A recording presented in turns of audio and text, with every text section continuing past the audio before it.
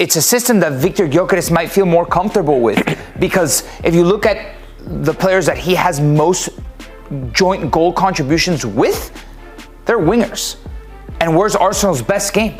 On the right with Bukayo Saka. They're looking for a winger on the left-hand side. And you talk about build-up. You look at Benjamin Sesko's passing numbers, they're abysmal compared to Victor Gyokeres'. Sure, they're playing in a more difficult league, but it's like a 10 to 15% drop-off. It's much worse than Victor Gyokeres' accuracy. You know that you're going to get a quality player. And here's the thing. How old is Benjamin Sesko? 22 years old. How old is Victor Gyokeres? 27. And for Arteta, with the new sporting director and the project that Arsenal need, it's not within 5 years when Benjamin Sesko hits his prime.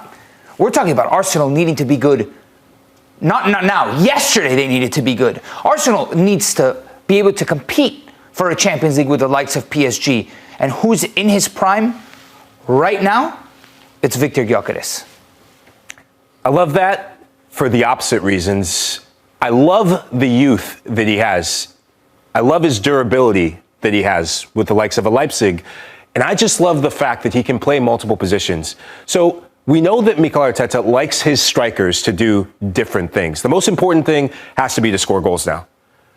The concern I have with the Victor Gyokeres is when Arsenal get into the final third. Yes, playing those balls into the box across the face of goal is one thing, but he gives them a different dynamic that they don't have with the likes of Victor Gyokeres. Is the guy can score headed goals. Now, if you're Bukayo Saka and you clip it in, if you're Martin Odegaard and you clip it in, balls in the air, that's one criticism that I have for Arsenal. It becomes too predictable at different times, and that's cost them in the run-in for the Premier League. So the ability to give a different dynamic, to start clipping balls into the box and have someone who can actually put a headed finish onto it, it gives the team a new look, and it's something that Kai Havertz doesn't do enough of, and this guy's got a killer instinct. He's got the ball striking ability that I love, where he can score, he can create his own goals in ways that Victor Gyokeres cannot do by himself. Victor Gyokeres needs service. Benjamin Sesko, go through his highlight reel. There's some of the goals that the Bayern goal is prime example. Some of the goals that he came up with and was able to put a finishing touch on, out of this worldies. You don't think Victor Gyokeres can score headers? How many headed goals did he have this season? Yeah, this season, 0. But the season before, he did have header goals. But impressive, though, that he had, out of all the goals that he scored, Victor Gyokeres had 0 header goals. Maybe I shouldn't be giving you this information for the sake of my argument, but I did. I thought it was crazy. No, I mean, this guy, 5. Yeah. 5 this season. Yeah, he's 6'5". He's ginormous. But they came in crucial moments. And how significant are things like set pieces in the Premier League? How significant are things when you're under the cosh, if you're Arsenal, and say you're playing against a PSG, where you're trying to do this? Imagine if they had that X factor and being able to put the ball into the box in the air against a goalkeeper like Gigi Donnarumma, who is Dracula's doing this. He's scared of crosses. Maybe they sneak that result in the Champions League. So that's my argument, Your Honor. Of goals. And it's not just a one-off. It's not just a one-off, because the season before, he was absolutely slaying prolific goal-scoring numbers for a guy that is really unrivaled throughout Europe.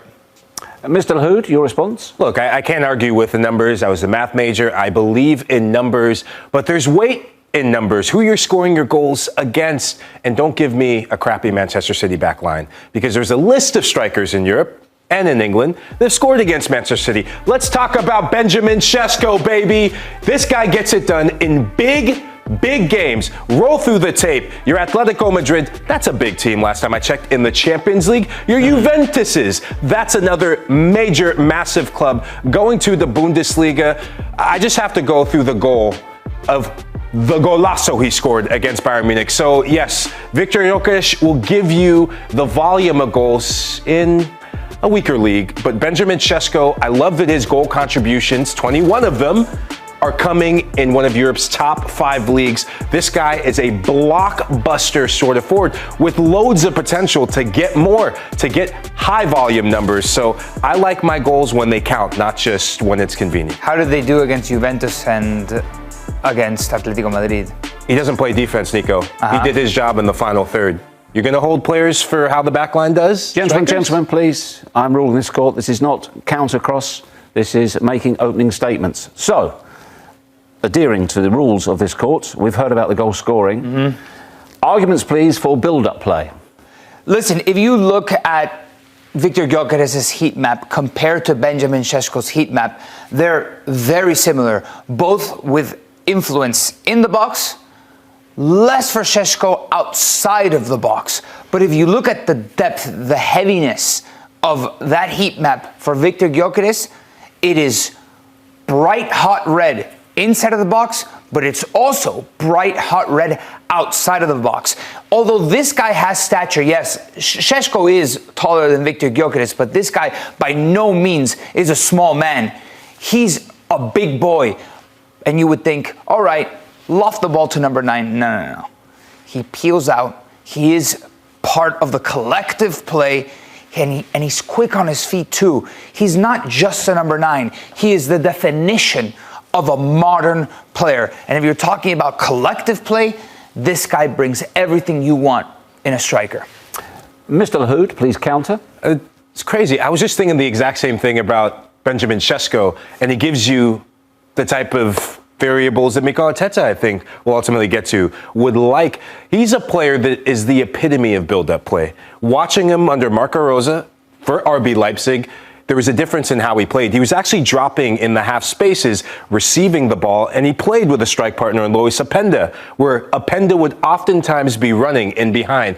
If you're Arsenal, think of, they don't play with a front two, but think of Gabriel coming in, Martinelli, making those slashing runs. You need someone, and now Arsenal plays, who's good in holding up the ball, the size and the frame that you talked about. He's got that in abundance, but he's got better feet than Viktor Gyokeres. He's got the ability to blow through with the ball. He's deceptively quicker with the ball at his feet to create with those long legs, to create that separation that if you have the likes of Bukayo Saka, if you have Martinelli running off, I mean, this is the guy in terms of link-up play. He's made for that.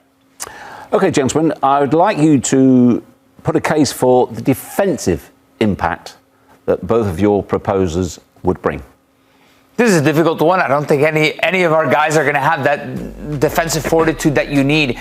Sure, you would need a guy like this to track back. And like we were talking about, his areas of influence go beyond the box. Viktor Gyokeres, he's built, he's strong. I don't know how much running off the ball Benjamin Sesko's doing, but this is a guy that maybe defensively, I wouldn't expect him to be doing too much sacrificial work at Arsenal if it's Gyokeres or Benjamin Sesko.